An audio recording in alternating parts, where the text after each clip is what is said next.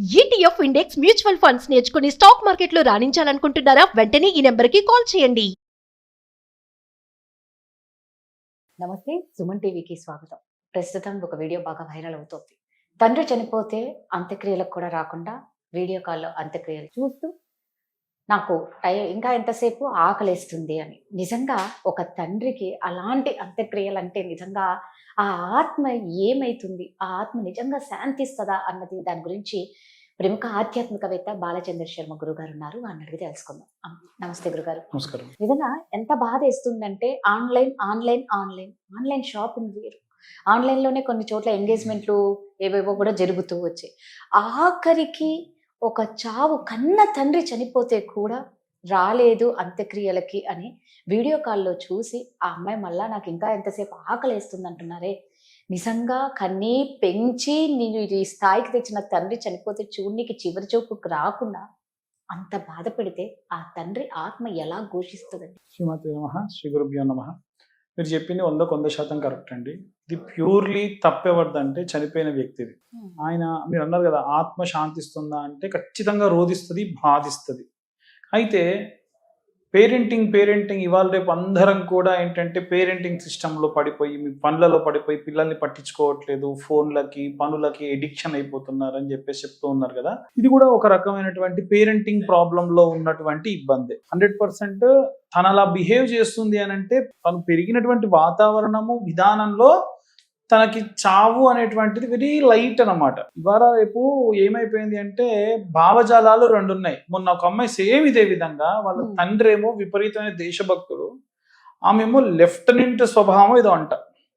అంటే వాళ్ళకి ఏంటంటే రూల్స్ రెగ్యులేషన్స్ ఉండేటువంటి స్వభావం ఉన్నటువంటివి నచ్చవు. నేను ఇష్టం వచ్చినట్టు తిరగవచ్చు, నేను ఇష్టం వచ్చినట్టు ఉండొచ్చు, చనిపోతే పోతే పోవచ్చు, లేకపోతే లేదు. ఇది ఇవాళ రేపు ఏమైందంటే జెన్జీ అనేటువంటి యూత్ కి లేదా అంతకంటే ముందున్నటువంటి ఒక జనరేషన్ కి ఈ భావజాలం అనేటువంటిది దరిద్రమైనటువంటి శాపం.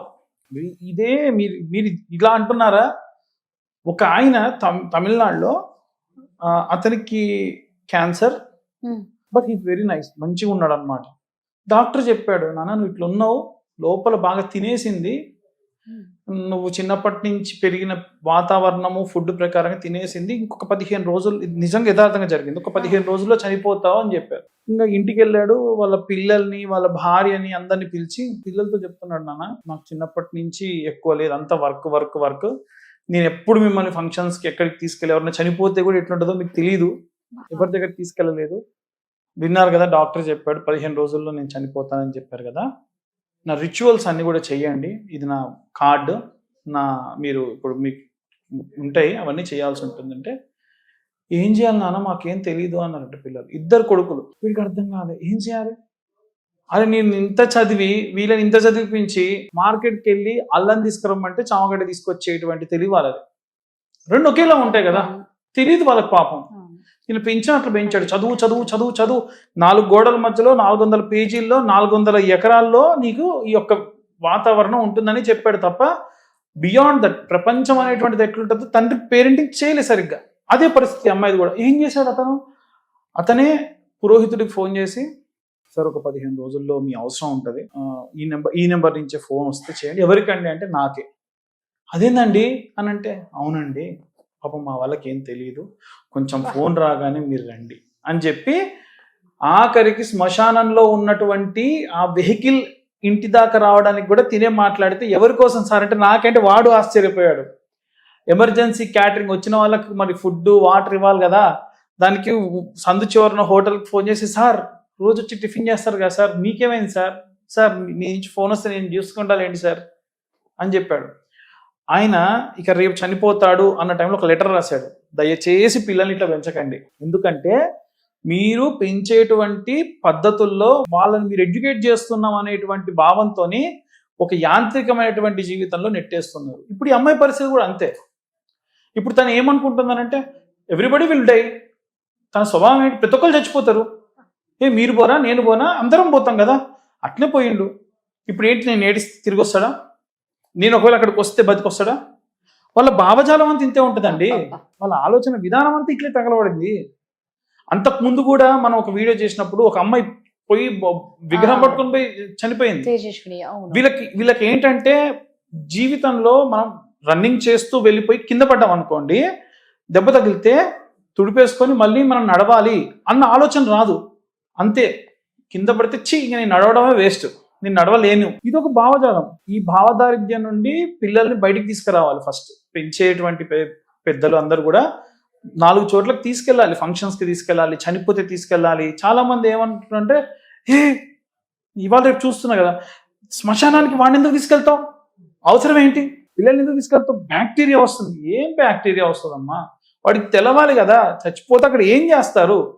హీఈస్ ఇన్ టీనేజ్, 12 నుంచి 18 సంవత్సరాల మధ్యలో ఉన్న పిల్లలు వెళ్ళొచ్చు, తప్పేం లేదు. దూరం నుండి ఏం జరుగుతుంది రిచువల్స్ తెలుసుకోవాలి. కర్మ బాలేక రేపటి నాడు ఎవరికైనా తెలవకపోతే హీ కెన్ ఎడ్యుకేట్ దెమ్. అంతే కదా, మన పెద్దలు పూర్వీకులు అదే చేశారు. మనకు ఉన్నటువంటి సాంప్రదాయాన్ని చేస్తున్నారు తప్ప వేరే ఏం చేయట్లేగా. వాడికి ఏం చేయాలో తెలియక మున్సిపాలిటీకి ఫోన్ చేసి తీసుకెళ్ళిపోండి అని చెప్పేటువంటి దారుణమైన స్థితికి మనం తీసుకెళ్ళకూడదు కదా. సో అది అంటే మనం ఒక మంచి ఫంక్షన్స్కి తీసుకెళ్ళాలి, ఇలాంటి వాడికి తీసుకెళ్ళకూడదు అనేటువంటివి కూడా లేకుండా వాళ్ళని మంచి ఎడ్యుకేట్ చేసి రిలేషన్షిప్ అనేది ఉండాలి, మనుషులు అనేటువంటి వాళ్ళు ఉండాలి. ఇప్పుడు ఆ అమ్మాయి ఐస్ బాక్స్ లో పెట్టండి, ఎమర్జెన్సీ నేను వస్తా అంటే ఉంచరా, తీసుకురారా, కానీ పెంచి పెద్ద చేసి నీ శరీరం మీద ప్రవహిస్తున్న రక్తం మాంసం ఇచ్చినటువంటి తల్లిదండ్రులు పోతే కనీసం ఇట్లాంటి వాళ్ళు పోయిన తర్వాతకి ఏం తద్దినాలు పెడతారండి. అదే కదా, పోయిన తర్వాత చేసే విషయం కాదు, ఉండంగా ఆ భౌతిక దేహం ఉండంగా 11 రోజుల ఆత్మ ఇక్కడే తిరుగుద్ది కదా. అది ప్రేతంగా మారి తిరగకుండా, నాన్న నువ్వు కంగారు పడకు, నువ్వు పుట్టి పెరిగి పెద్ద అయిన తర్వాతకి నువ్వు ఎన్నో దానాలు చేసావు నాన్న, నువ్వు ఎన్నో మంచి కార్యక్రమాలు చేసావు, ఆ మంచంతా కూడా నాకు నా పిల్లలకి రావాలి నాన్న, నీకు నేనున్నా, నీ తర్వాతి తరంగా నేనున్నా, నిన్ను పెద్దలలో కలుపుతా. పెద్దల్లో కలపడం అనేటువంటిది ఒక పద్ధతి ఉంటుంది కదా. అంటే మన 7 తరాలలో ఉన్నటువంటి పూర్వీకులలో నిన్ను కూడా చేరుస్తా. రేపటి నాడు నా ఇంట్లో పెళ్ళిళ్ళు అయితే నీ ఫోటోకు నేను కొన్ని వస్త్రాలు పెట్టుకొని హద్దుకుంటా, ఇది మా నాన్న బట్టలు అని. ఇవి ఎవరికి ఉన్నాయి ఇవాళ రేపు? సో అంటే నేనేమంటానంటే, చాలా మంది ఇవాళ రేపు స్కూల్స్ లో కొన్ని కంపల్సరీ సెక్స్ ఎడ్యుకేషన్ చేయించాలి అని చెప్తూ ఉంటారు. అవన్నీ ఆటోమేటికల్ గా వస్తాయండి. వాళ్ళకి ఇవి కాదు, అసలు మినిమం మేనర్స్ అంటే నేర్పించాలి. ఎట్లా అంటే కనీసం వారంలో ఒకసారి పిల్లలకి ఏం చెప్పాలనంటే, జనరల్ గా అందరి పిల్లల్ని కూర్చోబెట్టి ఒక ట్రైన్లో ముసలోళ్ళు ఉన్నారు, మెట్రోలో వెళ్తున్నారు, ముసలోళ్ళు ఉన్నారు, గర్భవతి అయినటువంటి స్త్రీ ఉంది, నువ్వు ఎవరికి సీట్ ఇస్తావు అని అడగాలి. వాడి ఆలోచన విధానం ఏందో తెలుసుకోవాలి. దాని తర్వాతకి నువ్వు ఇంటర్వ్యూకి వెళ్ళావు, మళ్ళీ వెళ్ళావు, అసలు నిన్ను చాలా దారుణంగా అవమానిస్తున్నారు. ఎట్లా అవమానిస్తున్నారు అంటే లిటరల్గా అందరి ముందర గట్టిగా తిట్టాలి వాడిని.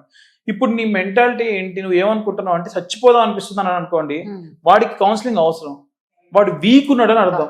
ఇలాంటివి కదా మనం కావాల్సింది. విద్య అనేటువంటిది అవిద్యను తీసేయాలి, మంచి ఎడ్యుకేట్ చేయాలి పిల్లలు. ఇవి స్కూల్స్ లో నేర్పించాలి, పిల్లలకి పెద్దలు నేర్పించాలి, స్కూల్స్ లో నేర్పించాలి. ఇవి ఉంటే కొంచెం ఇలాంటి దారిద్రమైనటువంటి స్థితిని మనం చూడకుండా ఉంటాం. చాలా చక్కగా చెప్పారండి, నిజంగా అర్థం అవుతుంది. ఇది అంత పెంపకం అంతెందుకండి, నేను ఇప్పుడు చెబుతున్నగా చాలా మంది జెన్సీ బ్యాచ్ ఈ వీడియోని కట్ చేసి వెళ్ళిపోయి వేస్ట్ చెప్తున్నాడని వదిలేసే వాళ్ళు కూడా ఉంటారు. ఎందుకంటే చేదు నిజం, అంతే, నిజం ఎప్పుడు చేదుగానే ఉంటుంది. కానీ అది మనకు టాబ్లెట్ కావాలంటే చేదుగానే వేసుకోవాలి. కాబట్టి దయచేసి, అంటే నా ఉద్దేశం, మీ పిల్లలు ఎట్లాగో నేను చెప్పేది వినే స్థాయిలో ఉన్నారో లేదో, మిమ్మల్ని ఇంటర్ కాబట్టి వాళ్ళతో ఒక ఫ్రెండ్ లా ఉంటూ ప్రతి ఒక్క తల్లిదండ్రులు కూడా మీ పిల్లల్ని ఎడ్యుకేట్ చేసి కొంచెం మానవతా విలువల్ని నేర్పించాలనేది నా ఉద్దేశం. అందరూ చాలా మంచిగానే ఉన్నారు, చెప్తూ ఉన్నారు. ఇంకా బతుకు చావు విలువలు తెలియకుండా బతకడం అనే అంత మూర్ఖత్వం ఇంకొకటి లేదు. నిజంగా బతుకేదో చావేదో తెలుసుకోవాల్సిన స్థితికి వచ్చిన చూడండి, ఆ తమిళనాడులో ఆయన పరిస్థితి చూడండి. నా చావుకు నేనే అన్ని చేసుకున్నా, ఇప్పుడు నా పెళ్లికి నేనే చేసుకున్నా అనేది ఒక గొప్ప విషయం. చావుకు పాపం అంటే నా చావుకు కూడా నేనే చేసుకున్నా, దయచేసి ఎవడన్నా అసలు ఇట్లా ఉండకండ్రా బాబు, నాకంటే కుదిరింది మీకు కుదరకపోవచ్చు అని రాశాడండి. చూడగా నిజంగా చాలా బాగా అనిపించింది నాకు. ఆ మనిషికి నిజంగా చేతులెత్తి దండం పెట్టచ్చు. ధన్యవాదాలు.